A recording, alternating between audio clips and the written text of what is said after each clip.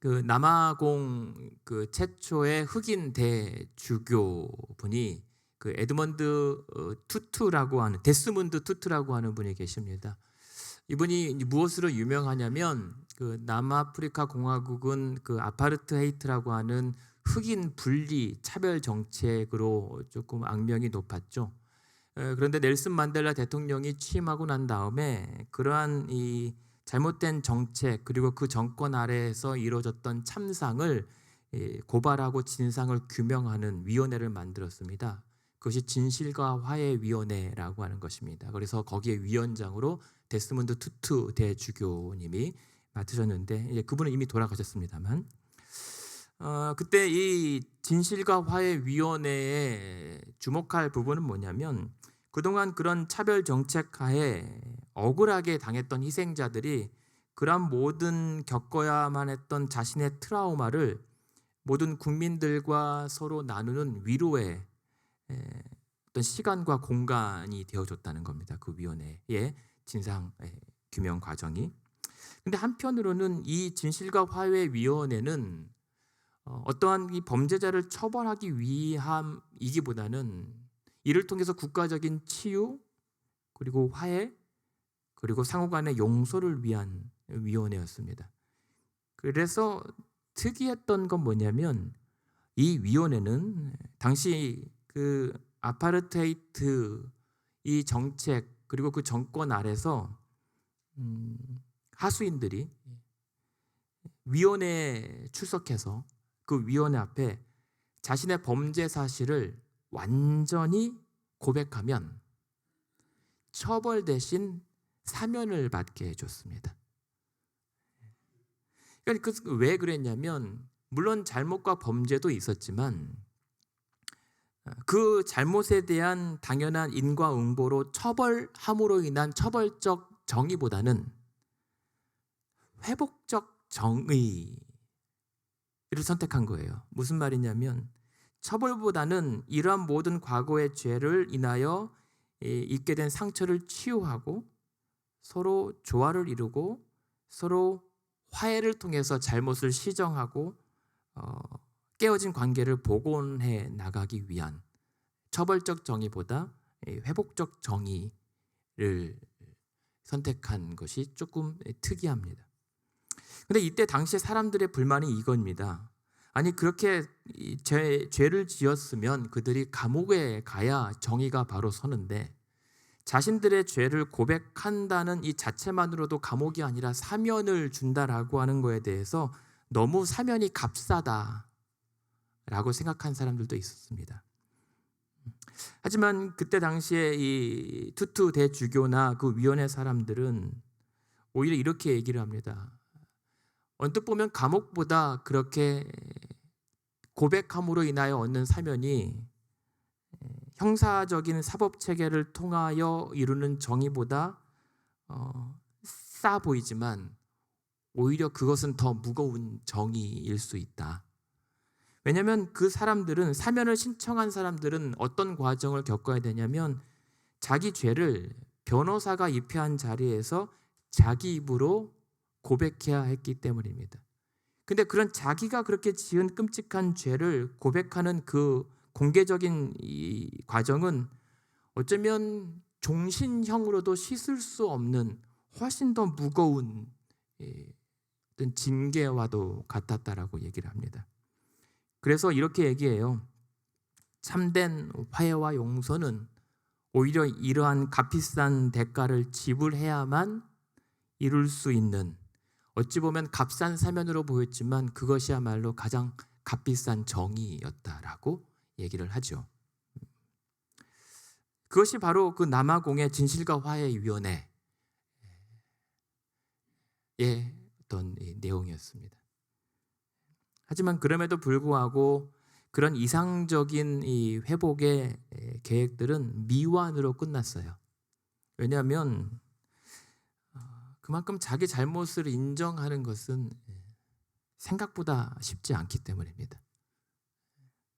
무슨 말씀을 드리고 싶은가 하면 어쩌면 하나님과 우리와의 관계도 그와 유사하다는 생각을 해봤어요.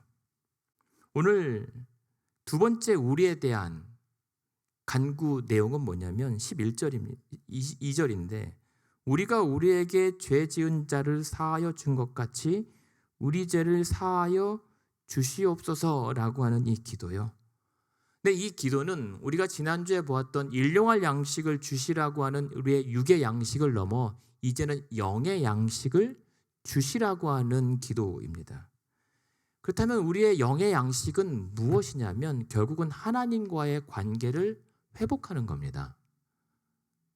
육체의 양식보다 하나님과의 관계를 회복하는 영적인 양식이 우리에겐 더 시급한 상황입니다.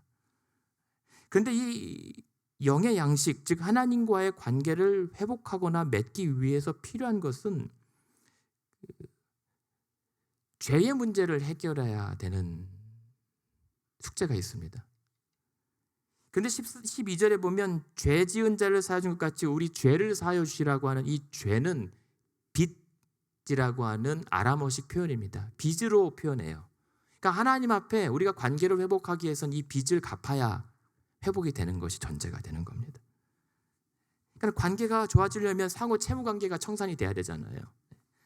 그래서 지금 우리 죄를 사하여 주시라고 하는 이 사하다라고 하는 것이 그 채무 관계를, 그 빚을 탕감해주고 그 빚으로 인한 어떤 책임을 면해주고 비난과 공격의 어떤 의도마저도 멈추는 완전히 깨끗한 상태가 사하다라고 하는 의미입니다.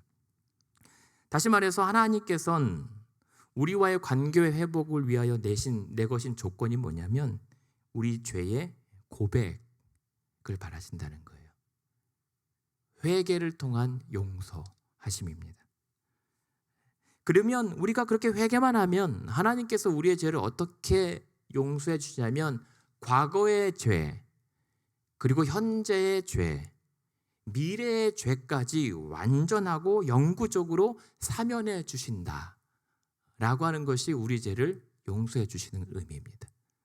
그런데 이 우리의 용서, 즉 그리스도인의 용서는 그러나 단 오직 그래서 예수 그리스도의 십자가의 대속적 죽음에서만 비롯될 수가 있는 거예요. 예수님의 죽음으로만 이 빚을 우리가 다 청산할 수가 있는 거예요. 그래서 예수님께서 십자가에서 요한복음 보면 이렇게 말씀하십니다. 다 이루었다. 이 다 이루었다라고 하는 이 의미가 뭐냐면 빚을 다 갚았다라는 말이에요. 그러니까 예수님께서 십자가에서 테텔로스타이라고 하는 이 다 이루었다라고 하는 것은 내가 너희 빚을 다 갚아 주었다라고 하는 의미였던 거죠. 그리고 그로 말미암아 우리가 하나님 앞에 이 빚진 모든 채무 관계가 청산이 된 거예요. 우리는 그렇게 탕감받은 자입니다. 그래서요, 이제 우리는 이 사실을 믿기만 하면 돼요. 그러면 우리는 사면받고 용서받고 구원받는 거예요. 그런데요, 그게 쉽지가 않더란 말입니다. 이젠 그 사실을 믿기만 하면 되는데 그게 안 되네요. 그러니까 우리는 무슨 말이냐면 우린 스스로 사면받을 수조차 없는 자들이에요. 그래서 조나단 에드워즈라고 하는 목사님이 말씀하셨던 것처럼 지금 우리는 우리 발밑에, 여러분 발밑에 정말 용광로처럼 뜨겁게 불타오르는 그 심판의 불 위에 하나님의 그 진노의 손에 붙들려서 겨우 매달려 위태롭게 대롱대롱 허우적거리는 존재, 죄인이라는 사실을 자각할 수 있는 은혜가 있어야만 우리는 이러한 회개에 이르고 그러한 구원에 이르는 하나님의 용서를 얻을 수가 있다는 거예요. 은혜가 있어야 합니다. 신은 죽지 않았다라고 하는 영화가 있어요. 근데 그 영화의 가장 그 인상 깊은 장면이 뭐냐면 어머니가 치매에 걸려 있어요. 근데 아들은 정말 훌륭한 사업가로 성공합니다. 그런데 어느 날 그 치매에 걸린 어머니를 어쩔 수 없이 문병을 가요. 근데 어차피 아들을 못 알아보니까 홀로 앉아있는 어머니한테 아들이 이렇게 얘기해요. 엄마, 참 우습지 않아? 엄마는 평생토록 나쁜 일 하나 한 적 없이 그렇게 열심히 기도만 하고 살았던 인생인데 나의 이렇게 완벽한 인생에 비해 엄마의 지금 인생은 너무 이상하지 않아? 라고 약간 원망 섞인 투로 독백을 합니다. 그러니까는 자기 아들이 봤을 때 그 아들이 봤을 땐 자신의 이 평안하고 완벽한 삶에 비해 어머니의 이 참 어쩌면 초라하고 비참한 상황이 납득이 안 됐던 거죠. 그런데요, 갑자기 어머니가 그 무의식 가운데 있다가 갑자기 그 말을 듣고 이렇게 얘기합니다. 사단은 오늘도 우리가 하나님께 돌아서는 것을 원치 않는다. 이때 우리의 죄는 마치 멋지고 편안한 감옥 같아서 우리가 그 편안한 감옥 안에서 사는 것에 아무런 불편함을 느끼지 못하게 만든다. 하지만 어느 날 시간이 차서 그 문이 꽝 닫히면 이미 그때는 늦고 만다. 라고 하면서 다시 또 의식을 잃으면서 내가 무슨 말을 했지? 라고 얘기해요. 근데 그 아들이 그 얘기를 듣고 충격을 받는 거죠. 무슨 말씀입니까? 아무런 불편함을 못 느껴요, 우리는.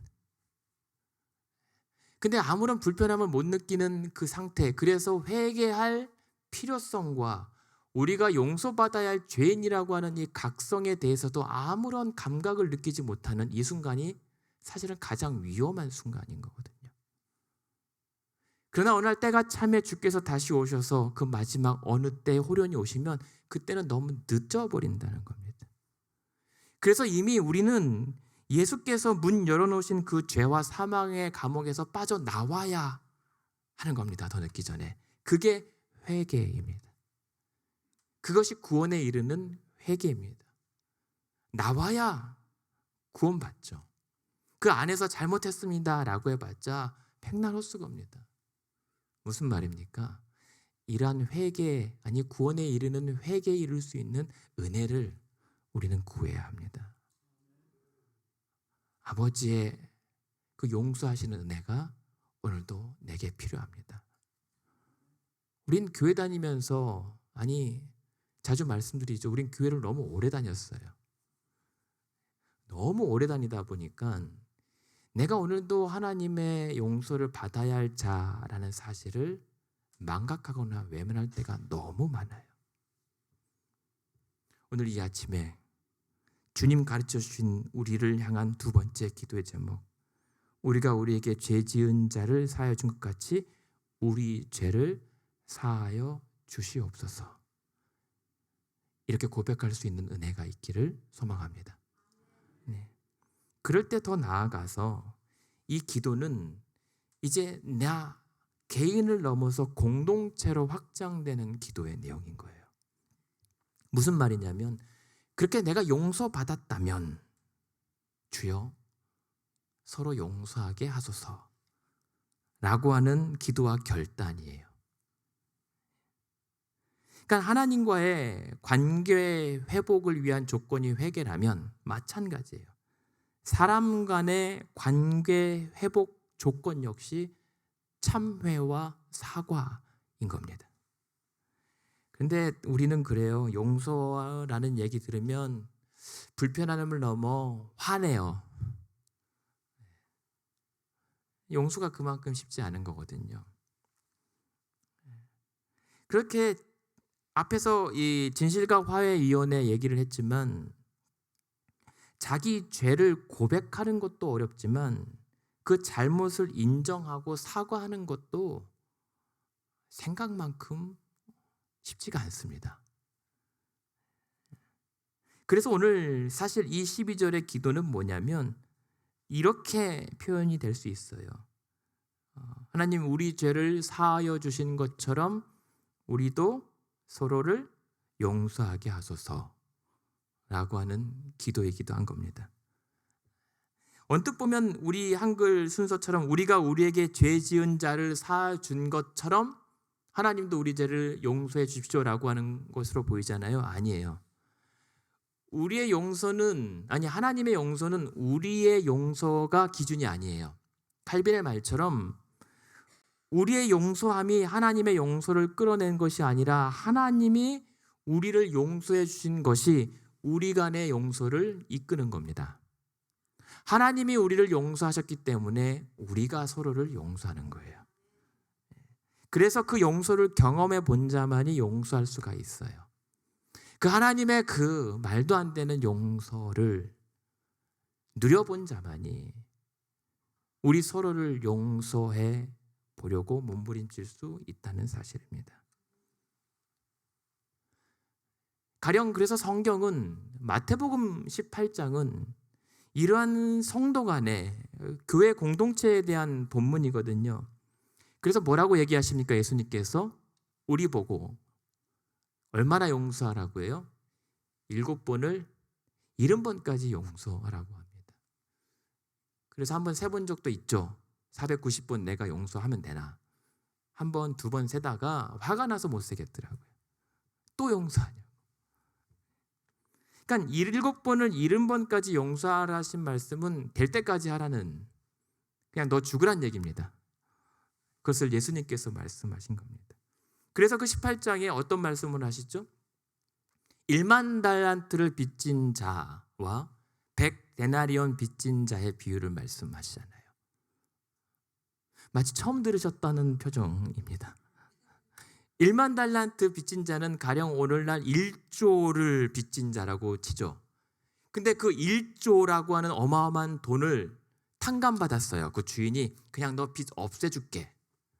근데 이 사람이 100데나리온을 꾼 자, 그 빚진 자한테 100데나리온은 그냥 오늘날의 100불이라고 치죠. 그만큼의 이 차이가 있다라고 보면 내가 1조를 탕감받고 어쩌면 기분이 좋아서 얼른 100데나리온 나한테 100불 빚진 자한테 100불 당장 갚으라고 목을 조릅니다. 근데 못 갚으니까 목을 졸라 빚 갚을 때까지 감옥에 쳐넣어요. 그럼 어떻게 갚아요? 갚으라고 해놓고 감옥에 넣는 것은 안 받고 너를 끝까지 감옥에 쳐넣겠다라고 하는 표현입니다. 하지만 그러한 1만 달란트를 탕감받은 자의 행악을 알고 그 주인이 아니 너는 그 어마어마한 돈을 탕감받아 놓고 겨우 그 사람을 그렇게 한다고? 빚 탕감 취소 다 갚아라, 다시 갚아라 라고 얘기합니다. 이게 비유였죠. 그러면서 예수님께서 하시고자 했던 말씀은 무엇입니까? 우리도 그렇게 마음으로부터 형제를 용서하지 않으면 우리의 죄를 그렇게 용서해 주신 아버지께서 마찬가지로 그리하실 것이라고. 용서받을 수 없는 죄를 용서받은 너희가 그렇게 마음으로부터 진실되게 형제를 서로 용서하지 않으면 취소다 라고 말씀하시는 거예요. 이 말은 바울도 모세도 혹은 다윗이 한 얘기가 아니라 예수님께서 직접 하신 말씀입니다. 용서는 선택이 아니라 명령이라는 겁니다. 그 명령 앞에 옵션이거나 혹은 보류가 아니라 순종밖에는 답이 없다는 것입니다.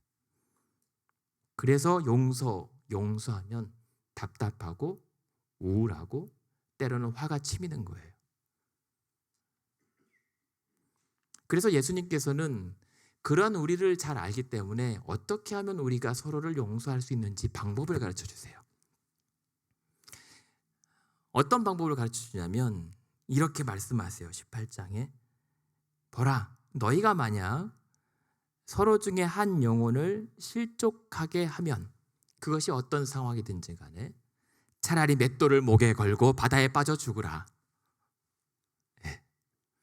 만약에 너희 중에 한 영혼을 실족하게 하면 차라리 한 눈을 빼든가 실족하게 하는 그 한 손을 찍어내든가 아니면 그 한 발을 잘라내라 라고 얘기하세요.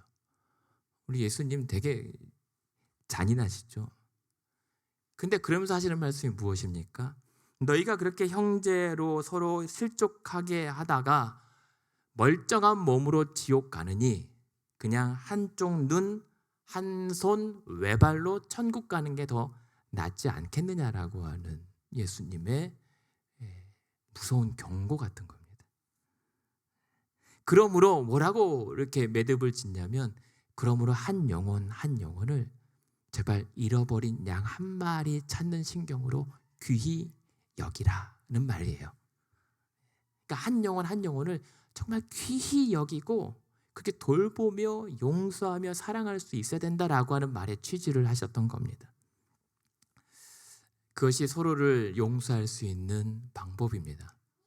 한 영혼을 귀히 여기는 것. 그런데요, 단 마태복음 18장 15절에서 20절까지 이러한 조항을 달아요. 그러나 그럼에도 불구하고 한 그 형제가 용서와 용서를 거듭하려 해도 계속 죄를 범하게 되거든, 먼저 그에게 찾아가 그에게만 따로 권면하고, 그럼에도 듣지 않거든 이번에는 두세 사람을 데리고 가서 재차 권면하여 확증하되, 그래도 말을 듣지 않거든 교회 앞에 공지하여 권면하고, 그런데도 교회의 말도 듣지 않거든 그때는 이방인과 세리같이 여기라는 것이 예수님께서 가르쳐 주신 우리가 서로를 용서할 수 있는 성경적 방법이었던 겁니다. 마냥 무조건 덮고 용서하는 것이 아니라 그 관계 회복의 조건이라고 하는 사과와 용서의 과정들을 분명히 짚어주시는 거예요. 그러니까 결국 무슨 말이냐면, 용서는 우리가 하는 것 같지만 사실 아닌 것 같아요.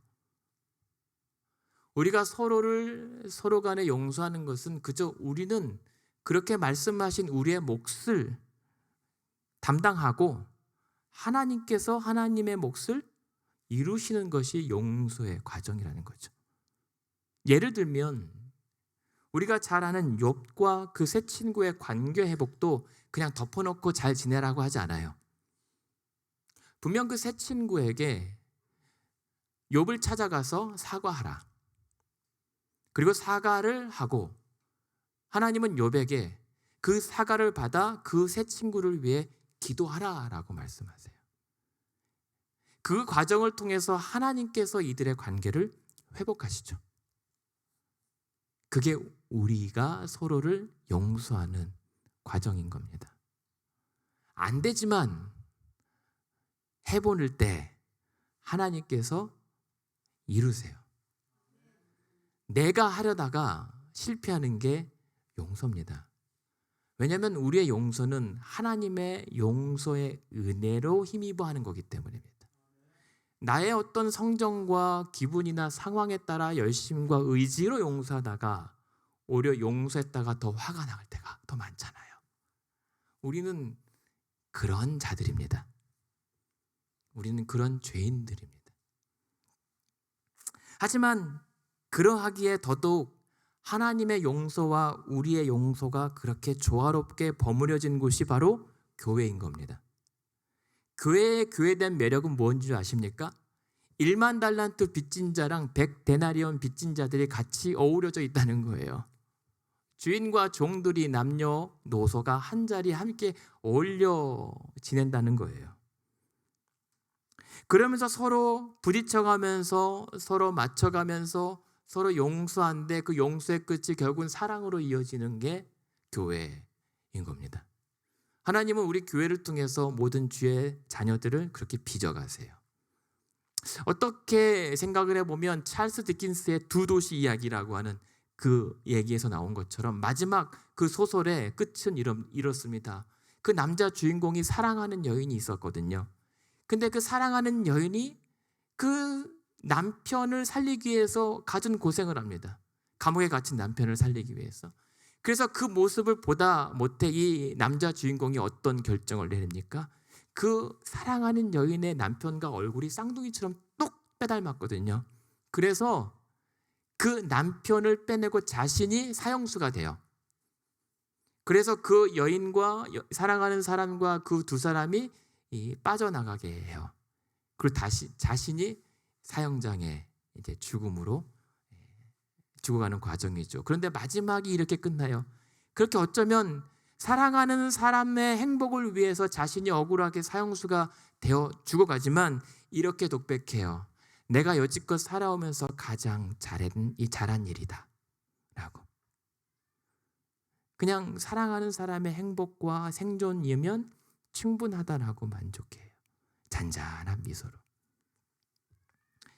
그게 우리가 기대하는 어떤 해피엔딩은 아니지만 그것이 교회의 위대하고 숭고한 모습입니다. 그렇게 말없이 품고 용서하고 인내하고 감내하는 그러한 과정에서 그 소름도 승화되는, 그냥 어떤 희열로 승화되어 버리는 곳이 교회이고 하나님의 은혜인 거죠. 그것이 교회입니다. 교회는 원래 그런 곳입니다. 실제 한국 교회사에도 이런 일이 있었죠. 로버트 하디라고 하는 하디 선교사님이 계세요. 캐나다에서 한국으로 들어온 선교사님인데 한국에 들어와서 선교한 지 13년이 지납니다. 그런데요, 13년 동안 그렇게 열심히 선교하는데 실적이 없어요. 사람들이 안 변해요. 이 조선인들 지긋지긋하게 안 변해요. 교회도 부흥이 안 돼요. 답답해요. 그래서 패배감과 우울함에 지쳐 있어요. 지긋지긋한 선교지의 현실, 조선 땅의 그 현실 때문에. 그러다가 1903년도에 원산의 사경회의 강사로 초빙을 받습니다. 성경 공부를 가르치게 되는데 그냥 지쳐 있다가 별 기대 없이 참석했던 그 자리에 깨달아요. 내가 그동안 13년 동안 선교하고 이곳에서 그 실패하고 부진했던 원인은 이 조선과 이 조선인의 어떤 바뀔 줄 모르는 환경 때문이 아니라, 바깥에 있는 것이 아니라, 그러한 선교의 시간 동안 전혀 성령의 인도와 능력을 따르지 않고, 그래서 이들을 사랑하지 않고 오히려 업신여기면서 원망했던 나 자신에게 실패의 원인이 있었다는 사실을 깨닫고 회개합니다. 그러면서 성도들 앞에 나아가 이렇게 고백해요.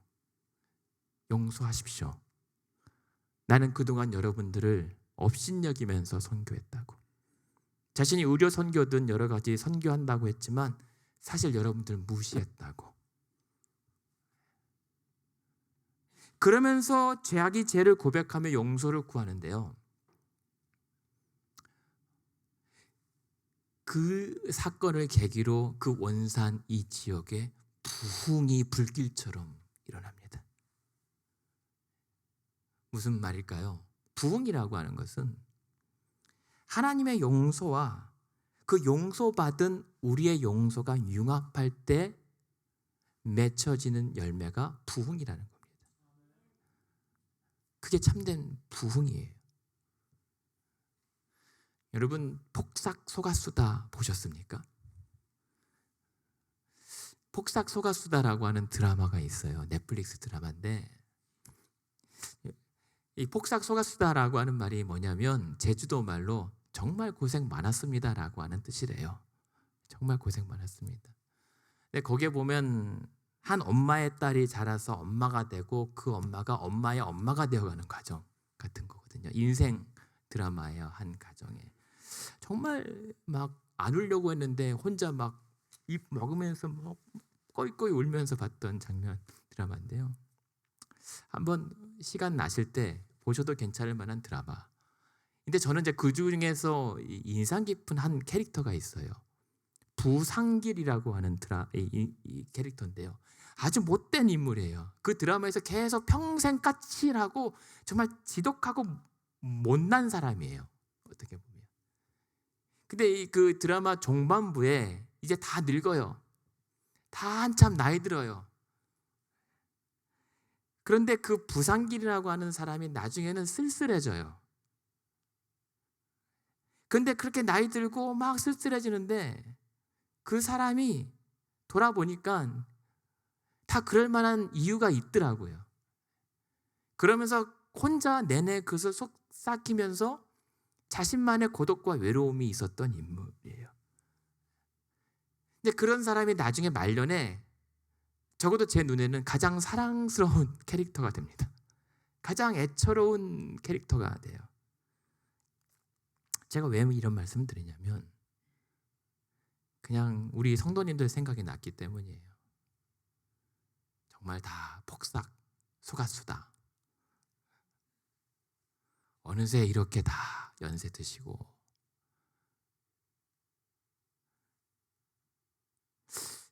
그러면서 생각이 난 거예요. 고생 참 많으시다. 그러면서 또 생각난 게 뭐냐면 양옥선 권사님 아시는 분 아실 거예요. 수년 전에 돌아가셨는데 그때 한 소망의 한 분이 이렇게 얘기한 게 아직도 날마다 생각나는 건 내가 지난 주일에 이 자리에 앉아서 양권사랑 말다툼을 했는데 말하지 못하고 먼저 갔다고. 그냥 뭐 아무렇지 않게 덤덤하게 말씀하셨지만 저는 그 한마디가 너무 괴롭게 들리더라고요. 그런데 오늘도 우리 서로가 그렇게 안타깝고 아쉽고 나중에 후회하면 어떡하지? 폭삭 속기만 했는데 나중에 얼마나 속상하실까? 아니 얼마나 우리는 후회할까? 이 생각이 들었던 거예요. 제가 주중에 칠칠맞게 허리를 삐끗했어요. 예전에는 그냥 조금 삐끗하면 2, 3일이면 나았거든요. 그냥 집에서 뭐 하나 내려놓다가 딱 일어섰는데 헉! 했는데 이번에는 일주일이 가더라고요. 그래서 감사하게 오늘 아침은 진짜 많이 괜찮아졌어요. 기도해 주셔서. 그런데요, 허리는 다쳐본 사람만이 그 서름을 아세요. 겉은 멀쩡하거든요. 그래서 엄살 피운다고 그래요. 한 소리면 저희 집에서는 숨도 못 쉬어요. 괜히 엄살 피울까 봐. 근데 제일 허리 아플 때 곤욕스러운 게 뭐냐면 운전하다가 가스 스테이션을 들어갈 때 차에서 내릴 때 너무 힘들거든요. 탈 때. 근데 하필이면 주중에 가스 스테이션을 가야 될 상황이 온 거예요. 하필이면 그때. 그래서 어쩔 수 없이 가스를 넣으려고 주유소에 갔는데 겨우 딱 내서 아시잖아요. 그럴 때 허리 아프면 이렇게 해서 다리를 이렇게 들어서 이쪽 다리도 이렇게 들어서 한 다음에 다시 이렇게 해서 아이고 이렇게 해서 한 다음에 이렇게 하잖아요. 그렇게 딱 주유기를 꽂으려고 하는데 갑자기 옆에 한 차가 쫙 들어옵니다. 아주 백발의 아주 나이 드신 백인 어르신께서 딱 차를 세우는데 그분이 갑자기 문을 딱 열더니 하고 아이고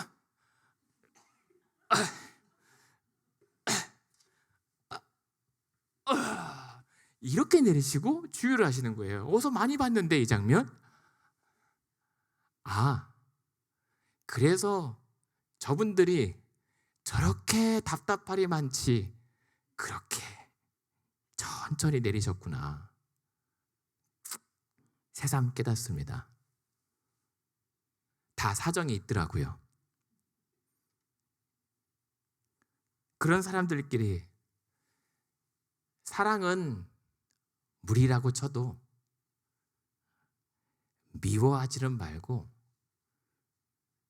싸우지는 않는 게 좋은 것 같습니다. 만 가지 죄를 용서받은 자들끼리 한두 가지 혹은 10가지 죄 때문에 우리가 죽일 듯이 미워하기에는 시간이 너무 없어요. 시간이 너무 아까워요. 여러분, 행여라도 미움이 여러분 신앙의 힘이 되어서는 안 됩니다. 여러분의 반목과 그 화가 여러분의 신앙의 동력이 되어서는 안 됩니다.